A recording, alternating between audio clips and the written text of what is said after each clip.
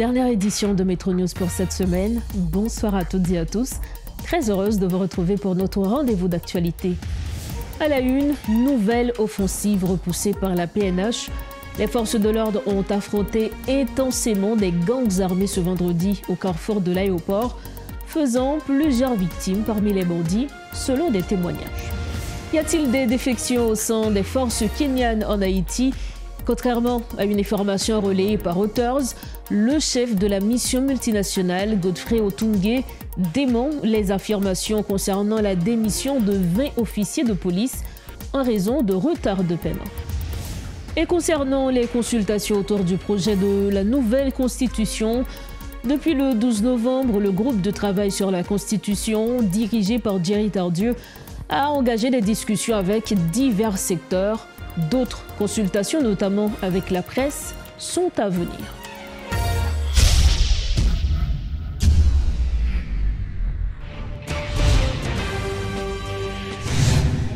Bienvenue au développement des titres de l'actualité.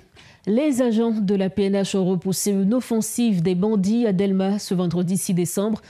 Des affrontements intenses ont éclaté à la mi-journée au carrefour de l'aéroport entre les forces de l'ordre et des gangs armés, provoquant une vive panique dans cette partie de la capitale. Selon les informations recueillies, les forces de l'ordre ont réussi à contenir l'attaque. Joints au téléphone, des responsables de l'institution policière n'étaient pas en mesure de confirmer ou d'affirmer des chiffres selon lesquels des bandits de la coalition sont morts. Toutefois, les commerçants éprouvant une grande peur ont été contraints de rassembler leurs biens, fuir la zone en raison des détonations d'armes à feu qui retentissaient. Dans l'intervalle, la mission multinationale d'appui à la sécurité en Haïti a formellement démenti les rumeurs selon lesquelles des policiers kenyans auraient démissionné en raison du retard de paiement de leur salaire. Dans un communiqué publié ce vendredi, le commandant de la mission, Godfrey Otunge, a affirmé que tous les officiers restent motivés et pleinement engagés dans leur mission de soutien à la police nationale dans le cadre des opérations visant à rétablir la paix dans le pays. M. Otunge a également précisé qu'il n'a jamais été contacté par les médias qui ont relayé cette fausse information, soulignant leur manque de bonne foi. Il convient aussi de souligner que plusieurs médias, dont Reuters, ont rapporté que près de 20 officiers kenyans ont démissionné en raison de retard de paiement et de mauvaises conditions de travail, d'après les témoignages de 3 officiers de la mission. Autres dossiers, des travaux majeurs sont en cours sur la route de Maïgaté, incluant le nettoyage de la chaussée, le remblayage des zones critiques et la pose prochaine d'un revêtement en béton bitumineux, constate une équipe de Métropole ce vendredi.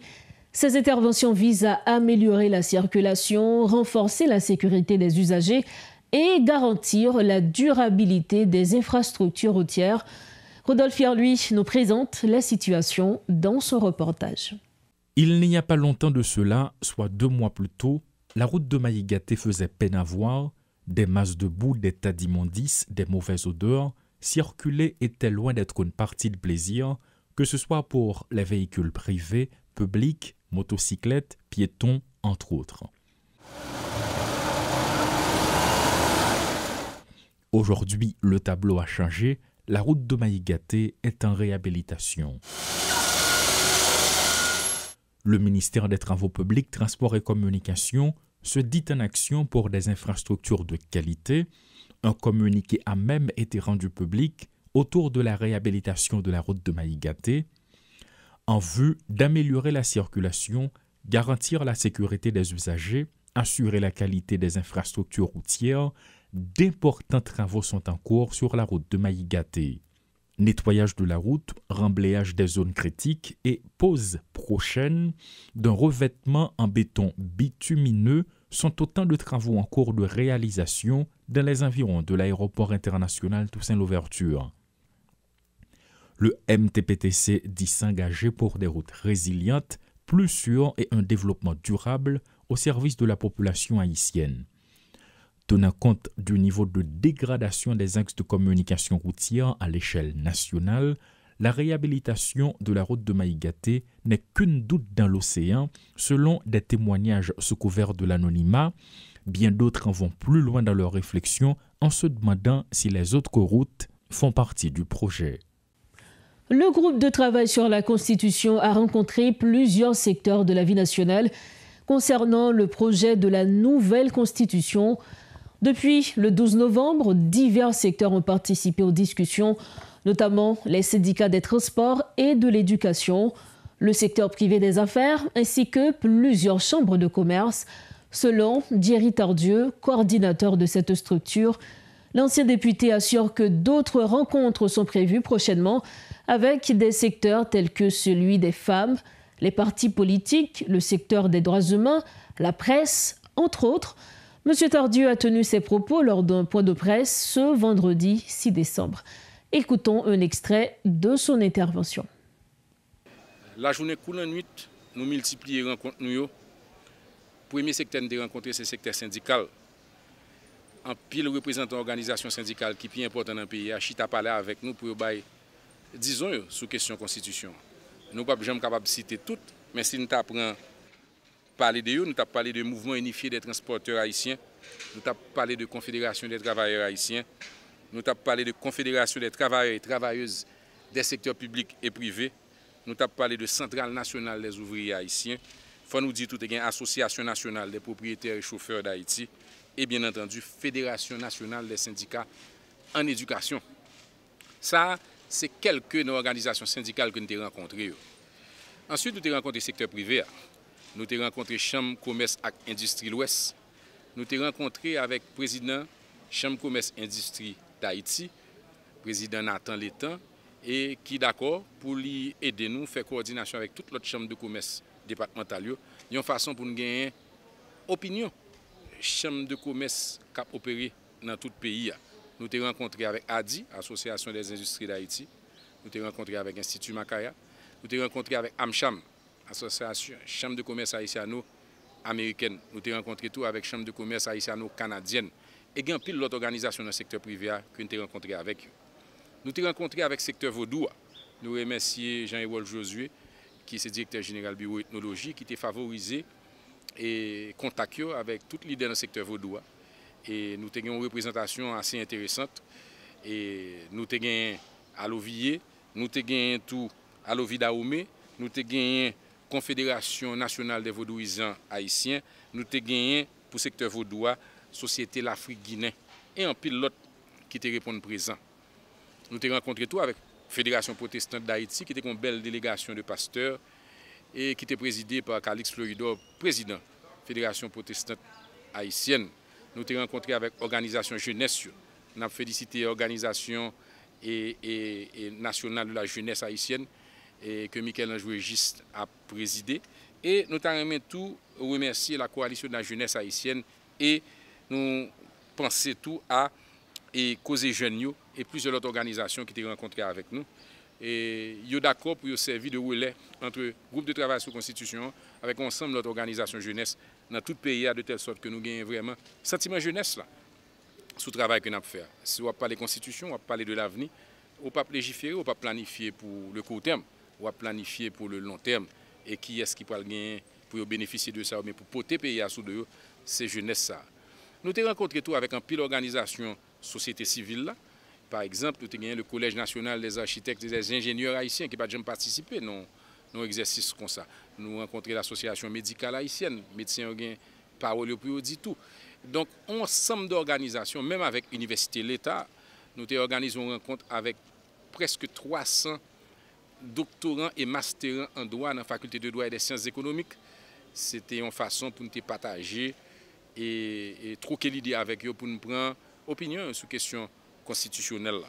En fait, nous avons rencontré tout avec organisations qui défendent les handicapés. Nous remercions Gérald Oyol, qui est ancien secrétaire d'État et à l'intégration des personnes handicapées, qui a favorisé la réunion ça pour nous. Nous avons un pile d'autres réunions qui prévoient pour semaine qui venir. Par exemple, pour ne pas les citer, nous sommes capables de parler de l'Académie créole, nous avons rencontré l'Église catholique le secteur femmes, bien que un pile là-dedans nous rencontrer déjà. Nous gagnons pour nous rencontrer les partis politiques, bien entendu, le secteur des droits humains, la presse, le secteur universitaire. Et nous avons pour nous rencontrer toute entité étatique qui ont parole pour dire tout dans la question constitutionnelle. Nous avons parlé de Cour supérieure des comptes et du contentieux administratif, nous avons parlé de conseil électoral, nous avons parlé de conseil supérieur du pouvoir judiciaire, nous avons parlé de ULCC, nous avons parlé de ICREF, nous avons parlé de toute organisation ça, sans ne pas oublier Forces armées d'Haïti avec Police nationale d'Haïti. Et nous avons souhaité que toute entité qui est intéressée participe et qui t'attendait pour une presse là, et pour contacter nous, parce que l'affaire constitution, c'est affaire tout peuple là. Assises départementales en préparation, et à la fin de la tournée pour les assises départementales, nous avons gagné une grande assise nationale finale de la conférence de l'Assemblée de la conférence nationale sur la Constitution. Voilà. Une délégation haïtienne a quitté le pays le jeudi 5 décembre en vue de participer à la 141e session plénière de la Commission de Venise. L'objectif de cette mission est de renforcer l'appui des partenaires internationaux au projet de réforme constitutionnelle et l'organisation des élections dans le pays, informe le Conseil présidentiel de transition dans un communiqué. La délégation haïtienne, composée notamment de l'ex-premier ministre Enex Jean-Charles et Patrick Saint-Hilaire, est dirigée par le conseiller président Frinel Joseph. Autre grande question de l'actualité, le conseiller président Louis-Gérald Gilles, convoqué au cabinet d'instruction le 9 décembre prochain, ne se présentera pas, selon son avocat maître Ephésien Joissin. Ce dernier invoque l'immunité présidentielle de son client, affirmant que seule la Haute Cour de justice est compétente pour l'auditionner et non le juge d'instruction. Alors que les inculpés risquent de faire face à des mandats d'amener, l'évolution de cette affaire reste incertaine. Ce soir, nous recevons Maître Joissin pour en discuter. Maître Ephésien Joissin, bonsoir. Merci infiniment d'être avec nous à Métropole. Bonsoir, Madame Berthelmy. C'est un plaisir pour moi d'être avec vous ce soir. Vous êtes l'avocat du conseiller président Louis-Gérald Gilles, qui est inculpé dans l'affaire de corruption à la BNC. Le juge instructeur Benjamin Félismé l'a convoqué le 9 décembre. Est-ce que le conseiller président ne se rendra-t-il pas effectivement devant le juge instructeur? Merci, Madame. Et je suis l'un des avocats, parce que nous sommes deux. Il s'agit de Maître Ephésien Joissin et Maître Mozart Clérisson. Et je vous dis que le conseiller président ne se rendra pas au rendez-vous. Pourquoi donc? Parce que la loi ne lui permet pas de le faire. Vous avancez quel article? Pardon? Selon quel article, justement? Est-ce que vous pouvez nous donner des références? Absolument. Au terme de l'article 185 de la Constitution de 1987, amendée et en vigueur, quelqu'un qui a un statut de président de la République n'est pas passible de juridiction, de la juridiction du droit commun. Seule la Haute Cour de justice est appelée à juger de telles personnes. Et puisque c'est une évidence, il n'y a pas de Haute Cour de justice. Dans ce cas, qu'est-ce qui va se faire justement? Pas du tout, ce n'est pas une excuse parce que le conseiller président n'est pas responsable s'il n'y a pas encore de Haute Cour de justice pour le moment. Donc, ce n'est pas une excuse pour quiconque de faire autre chose. Donc, la loi lui dit, ce n'est pas une excuse du tout. Parce que c'est pas le conseiller président Louis-Gérald Gilles n'est pas responsable. Il n'y a pas de Haute Cour de justice pour le moment. Certains vont dire qu'il est aussi garant de la bonne marche des institutions, puisqu'il fait partie du conseil présidentiel qui, justement, exerce la fonction de président. Est-ce que ce n'est pas en quelque sorte de son ressort aussi de garantir la bonne marche des institutions? D'ailleurs, la même mise en place avant tout. Je pense qu'on a mal interprété l'esprit de l'article 136 de la Constitution haïtienne. qui a dit que le président est chargé de la bonne marche des institutions. Et le président Gérald Gilles est un président de la transition qui vient d'arriver et pour aucune raison, il ne saurait se soustraire à la justice, savoir se cacher derrière une institution qui existe. Non. Maintenant, il est arrivé et c'est malheureux, il est arrivé et il n'y a pas de haute cour de justice, en ce sens que c'est une institution qui doit être mise en place par la loi. Donc, ce n'est pas sa mission de mettre en place la haute cour de justice. Donc, il n'est pas responsable si cette institution n'existe pas pour le moment. Selon certains observateurs, le conseiller Louis-Gérald Gilles n'est pas un président, mais plutôt fait partie du conseil présidentiel, ce qui fait que c'est la collégialité qui constitue la présidence et non chaque conseiller président à part entière. Qu'est-ce que vous avez à leur répondre? À ceux-là qui réfléchissent de la sorte, je leur dis, ce sont des réflexions intéressées ou erronées, parce que le président Louis-Gérald Gilles, l'institution qui s'appelle le Conseil présidentiel de la transition est instituée à partir de la loi. Il y a un décret qui a été pris et qui a institué cette institution. Donc, et dans ce décret, il est clairement dit que ces conseillers présidents jouissent des privilèges de président. Ils ont le statut de président. Ils agissent comme des présidents. Ils jouissent des prérogatives présidentielles, en sorte qu'ils sont des présidents. Donc, tous ceux-là qui disent autrement, je pense que c'est de la passion, ce n'est pas de la loi, ce n'est pas de la science. Nous savons que la première étape de cette enquête s'est faite justement à l'unité de lutte contre la corruption, où d'ailleurs votre client, le conseiller président Louis-Gérald Gilles, s'est présenté. Pourquoi aujourd'hui décider de ne plus se présenter dans le cadre de cette enquête? L'unité de lutte contre la corruption n'est pas une juridiction de jugement. C'est un. Deux, c'est volontairement pour couper court à tout ce qu'on dit, à propos de cette histoire qui est montée de toutes pièces, que ces présidents ont été là-bas de manière volontaire. Ils n'ont pas été appelés par l'ILCC. Au point que quand nous étions là-bas, l'ILCC ne voulait même pas les recevoir. Donc, eux, ils ont insisté pour dire, écoutez, pour qu'on ne dise pas qu'ils se cachent derrière une quelconque histoire. Donc, ils se sont présentés volontairement et ils ont été entendus de manière volontaire. Donc, lors même qu'ils auraient été là-bas, d'ailleurs, ils étaient là-bas, ça ne dit pas pour autant qu'ils doivent se trouver par devant une juridiction de jugement, une juridiction d'instruction qui s'appelle le cabinet d'instruction. Voilà pourquoi, quand il est par devant le cabinet d'instruction, et on a expédié le dossier par devant le cabinet d'instruction, eh bien, immédiatement, il brandit ce qu'on appelle l'immunité de juridiction dont il jouissent. De quoi s'agit-il? Il s'agit d'une enquête qui a été réalisée de manière biaisée, je dirais même, parce que l'ILCC, d'entrée de jeu, n'a jamais été saisi de manière légale. Bon, quand bien même, elle a eu à rendre ses conclusions. Les conclusions de l'enquête ont été réalisées et le procès verbal a été déféré au parquet, transmis au parquet.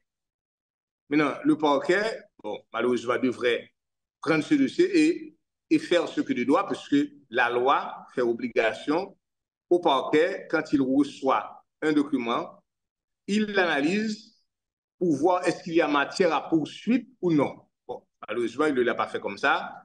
Il avait transmis le dossier suivi de la déformée par devant le doyen. Le doyen, de son côté, lui, il a distribué le dossier par devant un juge d'instruction. Maintenant, quel était le devoir de ce juge d'instruction? C'est de vérifier la qualité des personnes qui sont appelées à être interrogées par devant son cabinet d'instruction. Quand vous dites vérifier la qualité des personnes, qu'est-ce que vous entendez? Absolument, parce que quand un juge d'instruction reçoit un dossier, il vérifie est-ce qu'il est compétent. Et il va être compétent en fonction des faits qu'on lui demande, sur lesquels on lui demande d'informer, ou bien de la qualité des personnes qui sont appelées à être interrogées. Il s'agit des présidents de la République. Dès lors qu'ils voient ça, ils devraient s'abstenir d'instruire pour ces messieurs et rendre une ordonnance de refus d'informer qu'ils devraient envoyer au parquet. Maintenant, quand nous avons remarqué qu'après quelques jours, il ne l'a pas fait, il a osé même, dans un premier temps, envoyer une convocation au président Louis-Gérald Gilles pour lui demander de passer en son cabinet d'instruction. Eh bien, on n'en a pas fait cas. Le président n'a pas été à ce rendez-vous. Et pour faire comprendre la loi par ce juge, il paraît qu'il avait méconnu ses attributions. Nous lui avons écrit, envoyé une requête par laquelle nous lui avons dit, monsieur le juge, vous avez en présence de vous des conseillers présidents qui ont le statut de président. Donc, suivant la loi, suivant la Constitution, vous n'êtes pas appelé à juger ces messieurs. Donc, nous vous demandons de vouloir rendre votre ordonnance de refus de former. Ne l'a pas fait. Maître Joissin, comme dernière question, est-ce que vous ne craignez pas qu'un mandat d'amener soit émis contre le conseiller président Louis-Gérald Gilles s'il ne se présente pas le 9 décembre? Aucune crainte, parce que nous avons agi en conformité avec la loi. Puisque ce juge s'obstine à entendre ces messieurs, à les interroger, nous avons initié, introduit par devant la Cour de cassation de la République une action en dessaisissement des cabinets d'instruction de tous les juges d'instruction du tribunal de première instance de Port-au-Prince, ce qui équivaut à une demande de renvoi de ce cabinet d'instruction du juge Félix May à un autre cabinet d'instruction d'une juridiction de la République. Donc, c'est la loi qui nous permet de le faire. C'est pourquoi, par déclaration au greffe du tribunal de première instance de Port-au-Prince, le conseiller président Louis-Gérald Gilles a mandaté ses avocats qui ont été là-bas et qui ont fait la déclaration de récusation en masse ou la déclaration pour le dessaisissement. Et aujourd'hui, ce matin, une requête a été adressée à la Cour de cassation, laquelle requête a été notifiée à ces juges, en particulier au juge Félix May. Et à partir de cette procédure, il se doit de s'abstenir de toucher à ce dossier jusqu'à ce que la Cour de cassation dise son mot. Voilà. Donc, en aucun cas, il ne saurait continuer avec le dossier jusqu'à émettre un mandat quelconque. Maître Joissin Ephésien, merci infiniment d'avoir été avec nous pour ces précisions. Merci, Mme Berlin. C'est à moi de vous remercier. Voilà donc les propos de l'avocat du conseiller président Louis-Gérald Gilles. Il était notre invité. Avec lui, on discutait justement de l'affaire de corruption à la BNC où le conseiller président Louis-Gérald Gilles est inculpé dans cette affaire. Pour refermer cette page, la commission municipale de Cap-Haïtien a décrété l'état d'urgence environnementale après de fortes pluies ayant causé l'inondation, glissement de terrain et destruction majeure. Les quartiers vulnérables en basse altitude sont gravement touchés. Parallèlement, des opérations de secours, de relogement et de réhabilitation sont en cours. Des mesures seront mises en œuvre pour prévenir de futures catastrophes, notamment par des travaux de drainage et de renforcement des infrastructures urbaines, selon les autorités de la municipalité. Ce journal touche à sa fin. Avant de partir, voici le rappel des principaux titres à la une de ce soir. Nouvelle offensive repoussée par la PNH. Les forces de l'ordre ont affronté intensément des gangs armés ce vendredi au carrefour de l'aéroport, faisant plusieurs victimes parmi les bandits, selon des témoignages. Y a-t-il des défections au sein des forces kenyanes en Haïti? Contrairement à une information relayée par Reuters, le chef de la mission multinationale, Godfrey Otunge, dément les affirmations concernant la démission de 20 officiers de police en raison de retard de paiement. Et concernant les consultations autour du projet de la nouvelle Constitution, depuis le 12 novembre, le groupe de travail sur la Constitution, dirigé par Jerry Tardieu, a engagé des discussions avec divers secteurs. D'autres consultations, notamment avec la presse, sont à venir. C'est ainsi que nous refermons notre dernière édition de Metro News pour cette semaine. Merci infiniment de votre confiance et de votre attention. Merci également à toute l'équipe ayant permis la réalisation de cette édition. C'est le week-end, profitez bien de la vie et surtout rejoignez-nous sains et saufs lundi prochain, toujours sur Métropole. Bonsoir.